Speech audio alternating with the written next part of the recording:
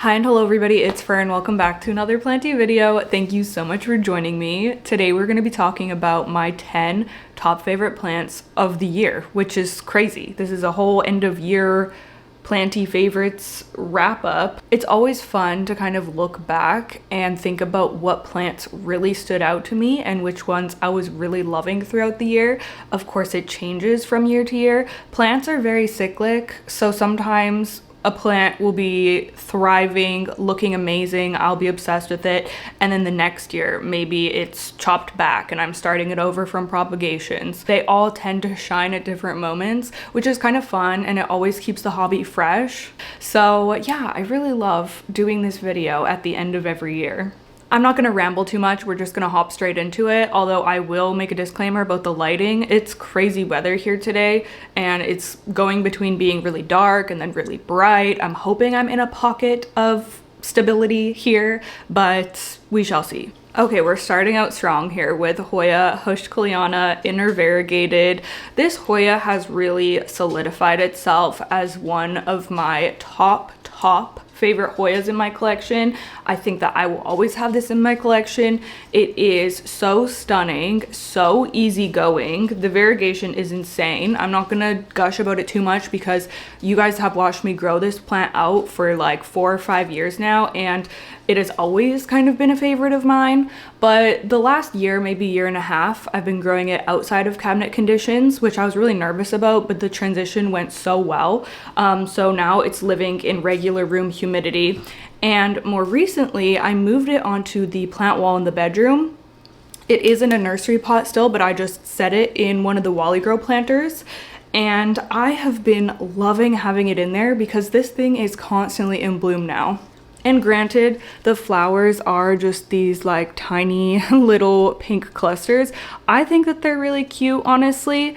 But this plant has really reached the stage where it's just constantly putting out several clusters of flowers at once. I feel like some Hoyas, once they start blooming, they just don't stop, like they keep going. And this seems to be one of them. And what's so lovely about it is that this smells like buttered popcorn. So now every evening when I'm getting ready for bed and winding down, I walk into the bedroom and I'm greeted with this delicious smell. And it just makes me so happy. It adds just a nice coziness to the room, having just a nice fragrance in there. And that just seems to be an every evening thing now because, like I said, she's constantly flowering. And if you didn't know, Hoya flower scents are often stronger at night. So sometimes I don't even notice when a Hoya is blooming, and then when I walk by it in the evening or at nighttime, or sometimes in the early morning, you get a really big whiff of the scent because that's when they smell the strongest. There's another little cluster down here. Like, they're so cute. I just think that they're the daintiest, sweetest little blooms. I truly have zero troubles with this Hoya. It looks perfect. It looks fake. The color is amazing. I'm getting some like pinky kind of new growth because it is in a highlight location now, getting light from the Soltech Highland track light, which it seems to really appreciate. But yeah, this plant, it just never causes me any problems, and it just keeps getting better every single year that I grow it. So yeah, it just makes me so happy, and I can't recommend this Hoya enough. Okay, next we actually have a Phalaenopsis on my list, which I know is shocking because I have a horrible track record with Phalaenopsis, but that just makes me appreciate this one so much more. So this is Phalaenopsis odorion, and as you can see, she is in bloom right now. She actually just started opening her flowers a week or so ago, so there's still some closed buds, but absolutely stunning. This orchid is truly the only thing that is keeping my motivation for growing orchids because, or at least Phalaenopsis orchids, because this is the only one that is behaving for me.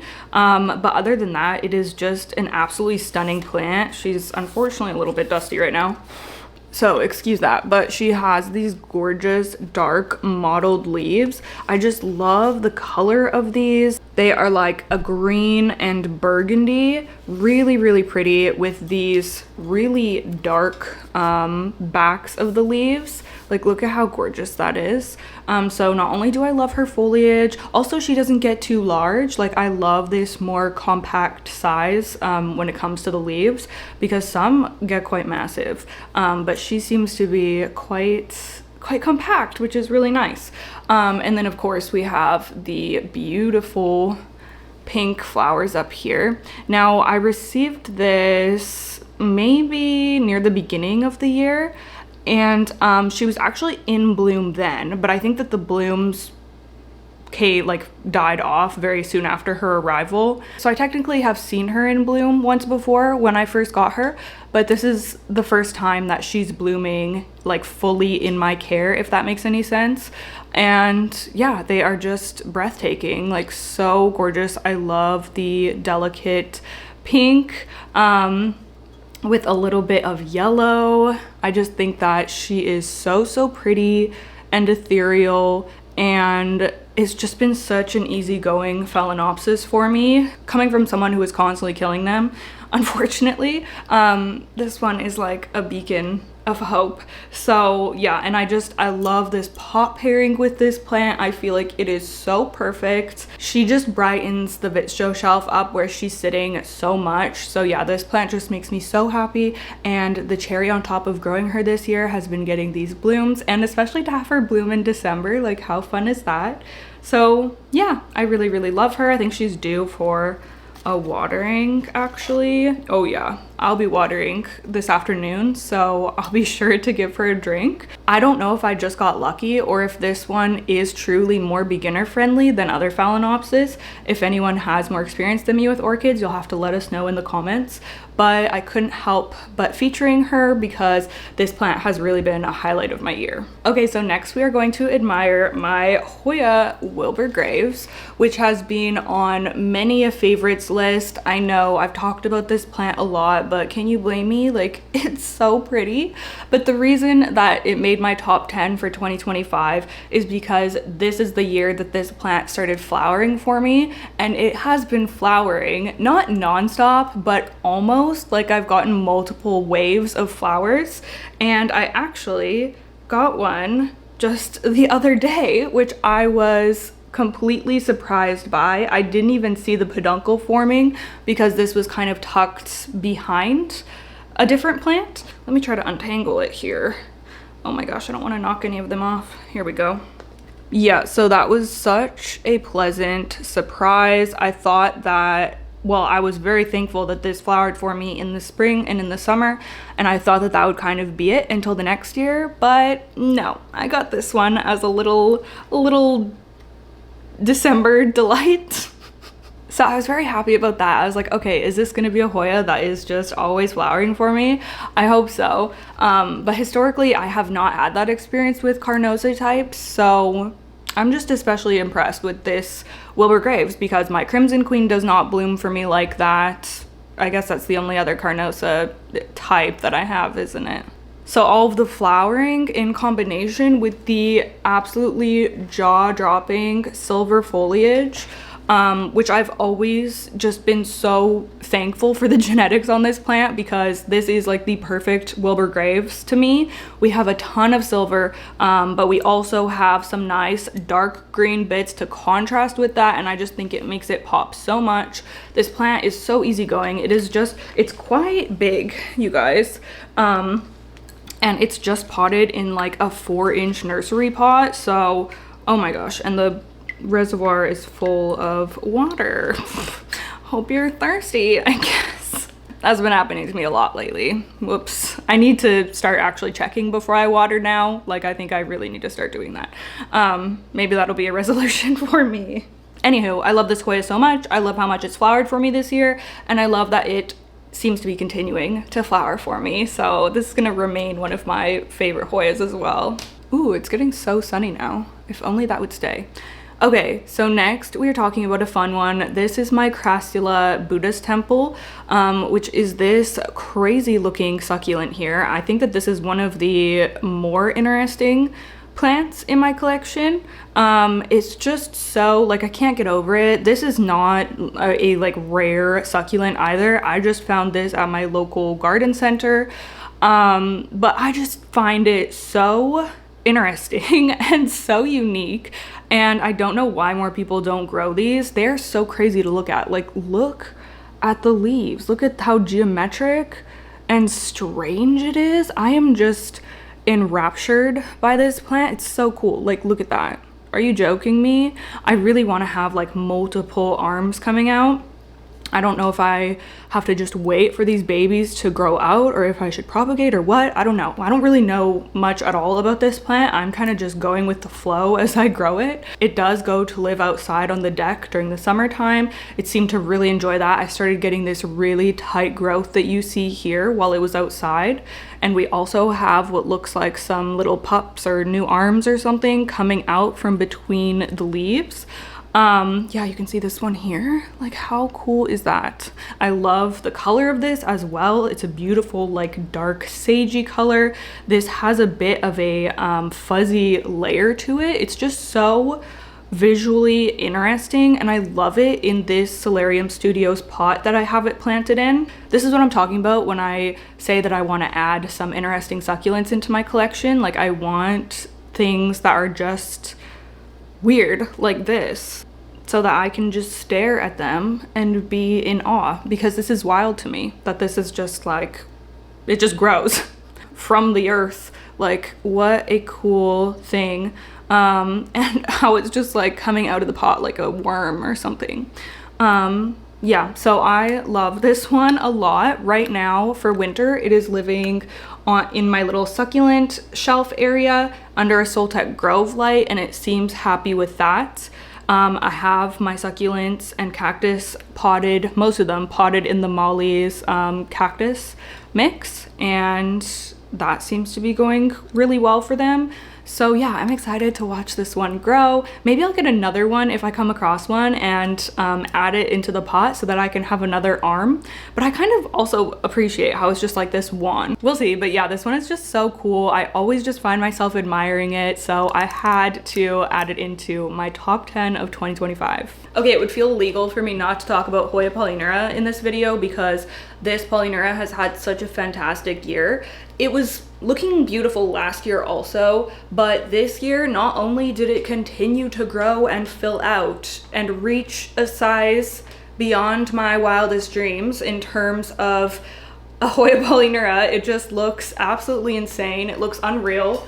Not only that, but who am I brushing up? My anthurium. Not only that, but this plant actually bloomed for me for the first time this year as well, which was so exciting. I was not expecting it to happen at all. I typically grow this Hoya in lower light, as you all know, so I just didn't know if it was ever gonna happen for this particular one, but it did, and they were so beautiful and it was so exciting. So I, of course, just have to mention this one. I'm not gonna talk about it a ton. I do have a whole video on this plant where I also repot it. So I will link that if you're interested. But yeah, I just love Hoya polyneura so much. And I also have to go grab the silver version for an honorable mention. Okay, so this one hasn't flowered for me yet, but it has absolutely exploded in growth. Like, this thing is massive. Even just over the past couple of months, I cannot believe how much new growth I've gotten, and look at how far it sticks out. I'm lucky this is in somewhere like kind of the corner of the bedroom where we're not walking by or anything, because yeah, she has a big wingspan, but such a beautiful plant. I can't believe the size of these leaves. Like, oh, it's hard to get a close-up because she's just so crazy. But you can see, like, look at those beautiful leaves. They're huge. They're so minty. Oop, she's dripping a little bit because I just watered her last night. But yeah, I'm shocked at this plant whenever I see it, and it seems to be growing very often. You can see it has a lot of lighter colored leaves on the ends because it just put out a huge round of new growth. So we have a lot of new leaves. We have this cool twin vine situation happening down here. Oh my gosh, just like the mintiness. I'm obsessed. I'm obsessed. This one also lives on the plant wall under the Soltec Highland light. I do grow this one in higher light because I want to bring out that silvery slash mintiness. But yeah, I love this one so much. Oh, I had to give her moment as well because she's done amazingly this year. Okay, this is actually wild just how beautiful my Philodendron Florida Ghost is. I could cry when I look at this plant. I could cry. Like, it's so ghostly. Like, you've got to be joking me. Now, there is a downside to that. Which I guess I'll talk about in a second. Let's talk about the good first. Obviously, this plant is a masterpiece. It is such a gem of a philodendron. I am so in love with the color palette that we have going on here. So for the Philodendron Florida Ghost, it is supposed to have the new leaves emerge as a ghostly color that can range from like a darker mint color to almost completely stark white. And then they're supposed to transition over time to green, so that, you know, eventually they develop their chlorophyll and they can survive long term as a leaf. It makes for such a fun plant to watch. Every new leaf is exciting and you end up getting this combination of all different tones of green and cream. And I just think that this is one of the prettiest philodendron out there. And then of course the stunning leaf shape as well. Now these were really popular like 5 years ago and I don't really see people grow them that often anymore. I don't know why. I mean, I guess there's so many other philodendrons now. And I think that philodendron in general has kind of fallen out of favor. But this one, like, come on you guys, you can get these for cheap now and they're so fun to grow, so beautiful. I have mine climbing up a Rousseau pole and it's also growing in leca, which is really cool. But yeah, just absolutely stunning. Like, this is jaw-dropping. And this is actually a cutting that we took from my big, like, crawling across the living room wall Philodendron Florida Ghost. That one's mostly green because it doesn't get a ton of light. That's another thing about this philodendron. How cream or how white the new leaves come out will depend on the amount of light that it's getting. So it's different than like a variegated plant where that's determined by the genetics and where the variegation ends up being on the node where the growth comes from. This one is determined by light. So the one that I have up high in the dark, the leaves are pretty much all just different shades of green. But this is a cutting that I took off of that plant. Actually, it broke off, so I decided to start a climbing version of that plant. This one obviously gets more light, and we have, you know, this stunning light colored plant. The downside of how these philodendron work is that sometimes the white leaves do not like to transition to green, unfortunately. Some of them have, as you can see. That's a darker one. At the bottom we have some darker ones, which makes sense because those are the older leaves. But sometimes they don't like to fade down to the mint. So you can see we have an older leaf right here that just stayed bright white. You can tell this is older as well because it has a very juvenile shape. This one didn't ever transition to green, so now it is browning and this is just gonna die off. So you kind of have to find a balance when it comes to the lighting to make sure that it's not such highlighting that the leaves aren't changing to green. So yeah, I mean, most of them seem to be changing, so my fingers are crossed that this one's gonna be fine in its spot. I will have to move it eventually if I decide to extend the pole. It's at the top now as well, so I need to figure that out. But yeah, just in general, I'm obsessed with how this plant looks at this current time and how it's been looking all year, so cheers. Okay, so next we have another Hoya. I know, sorry, it cannot be helped. They are so fun to grow because you never know when they're gonna bloom. And yeah, so that's why so many of them end up on my list. And I also just have a lot of Hoya. Anyways, this is my Hoya Mathilde Silver.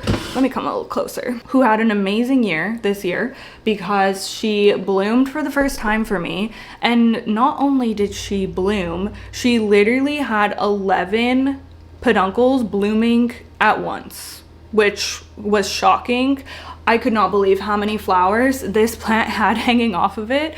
It was a sight to behold. She was beautiful and she already is just such a stunning plant with the silver foliage. Oh my gosh, the vine literally just grabbed the camera. She's like, let me show ya. Do you see her silver? Like she is the moment. She is absolutely gorgina. I love a round leaf, so I've always been a fan of Hoya mathilde.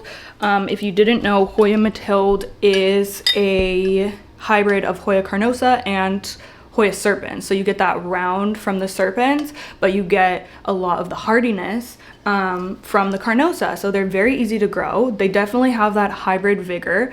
And I just love mathilde so much. The variegated mathilde is on my wish list, so maybe that will be a plant that I get in 2026. I don't know.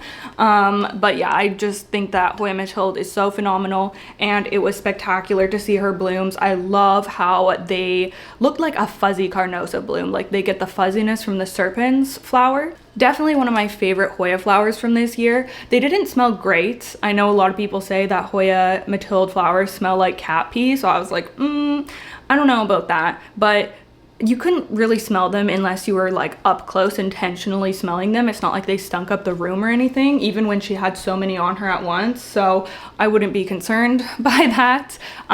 But yeah, this lighting is not doing her any justice. But y'all know she's beautiful in silver, but maybe this side would have been better. Oh well. Anywho, just such a magical plant, so fast growing as well, and yeah, I love her so much. Okay, next let's talk about my Philodendron gigas. I don't even know how to, like, she's so narrow that I don't know what angle to give you because her leaves kind of are going at different angles. Okay, Philodendron gigas. This remains one of my top favorite philodendron in my collection, and this year was obviously no different. This plant just grows so well for me, especially for being a velvet philodendron. Sometimes those can be tricky. Sometimes the leaves will get stuck and different issues will come up. They'll bleach, stuff like that. I literally have no issues ever with my Philodendron gigas. And the reason why this is my favorite velvety philodendron is, I mean, there's a lot of different reasons. It's beautiful. It's so dark. The new leaves come in with a bronze kind of tone to them. But something that I absolutely love about this plant in particular is that it has short petioles, so it remains really compact. I cannot emphasize to y'all enough, like, the footprint that this plant takes up compared to something like my Philodendron glorious, which is another beautiful climbing velvet leaf philodendron. It's night and day. Like, this looks so sleek in the corner that I put it in. It is not interfering with my linearis like the other bulky philodendrons were. It's just perfect. If you want something that's not going to take up a lot of room, but is still going to give you these beautiful dark velvety leaves. I love the shape of the gigas, how they're more like teardrop shaped. I know some people like to call this the sad melanochrysum, but I disagree. I think that it's gorgeous. So is melanochrysum, but melanochrysum gives me a headache, and this plant grows super easily. My plants did get neglected this fall, so unfortunately I didn't extend the moss pull in time, and we did see the leaf size decrease from this beautiful large size. I mean, they can get a lot bigger than that, trust me, but I had this beautiful large size, and then I didn't extend in time, and it also was drying out. So unfortunately the leaves have been getting smaller. I'm gonna do a chop and extend soon, so hopefully after that I will be able to get this plant sizing up again. But yeah, just such an incredible velvet philodendron, and this is probably the tallest it's ever been. So yeah, she's been doing amazing this year despite the neglect that she has received. Oh, and she's also in a fairly dark corner now as well, but she seems to be happy still. Okay, next on my list is a group of plants, and that is my pink pinguiculas, which aren't looking terribly pink right now because these do receive natural light, and they're kind of losing their summer color. I was thinking about maybe moving these under a grow light, so I might do that soon. But these three main plants are three wishlist pinguicula that I crossed off this year. So we have, actually this one I kind of bought on a whim, but as soon as I saw it, I became obsessed. This is Pinguicula Malibu Barbie, Raspberry Blonde, and Johanna. I think these all have the potential to get super, super pink, and they were a lot pink in the summertime, like I said. None of them have flowered for me yet, but I have just been enjoying growing them and seeing their color. I cannot wait until the day that they flower for me. I think I actually am gonna put these under a grow light because it'll be nice to watch their color come back. These have just brought me so much joy. I love having them all together here in this just like little glass dish. I think that they're so cute and fun. They've really brought a pop of color into my collection this year, and yeah, I'm just so grateful for them. So I had to mention them as well because I can't not mention pings. I love them so much. Okay, and then lastly we have my Hoya mirabilis, who isn't looking like much right now, admittedly, okay? But the flowers that this little gal puts out are crazy. I was not expecting to love this Hoya as much as I do, but this year she has really won my heart. Not only does she have these cool, slender, kind of wonky looking leaves, which I love. Like, I think that her leaf shape is really cute. I love the color. They're like a nice deep dark green, even though she gets a ton of light in the south window. So she is stunning, but it is her huge fluffy gray and yellow flowers, which is such an interesting color combo to have. But yeah, she puts out these crazy flowers that are massive for the size of this plant, like the leaf size. And they come down on these super long peduncles. Like, look at that. They come down like little parachutes. They're so cute. I'll put footage on the screen, of course, so you can see what I'm talking about. But yeah, I just love them so much. They're some of the most unique flowers, Hoya flowers, that I have in my collection. I love the gray tones. I just think that they're so cool. And I have a sneaking suspicion that this is going to be one of those Hoya that is blooming for me very often. She obviously doesn't have any flowers right now, but she did just recently, like a month ago, she had like 5 open at once, which was crazy. So yeah, I just have a feeling that once she gets going, she's really gonna get going. And she's already bloomed multiple times for me this year. So yeah, I just think that she's so cool, kind of understated, but those flowers are just really what wowed me. And I don't do anything special for her. She is just in like a DIY soil mix. And yeah, I mean, she does live in the south window, and my Hoyas love being in the south window. But yeah, this plant just really, really surprised me this year. And I love just finding a new Hoya that puts out a lot of flowers, and especially the fact that they're cool flowers. This is in the same window as my David Comingii, so between the two of them, there's just flowers galore in that window. But yeah, I love her so, so much. Definitely a Hoya that I think more people should consider for their collections. So yeah, Hoya mirabilis. Okay, you guys, that's it. That is my top 10 plants for this year. It's so hard to choose, of course, because there's so many that I love, and a lot of my like tried and true, I mean, I try not to mention the same ones over and over, but obviously sometimes I do. Like, I've talked about the polyneura numerous times this year.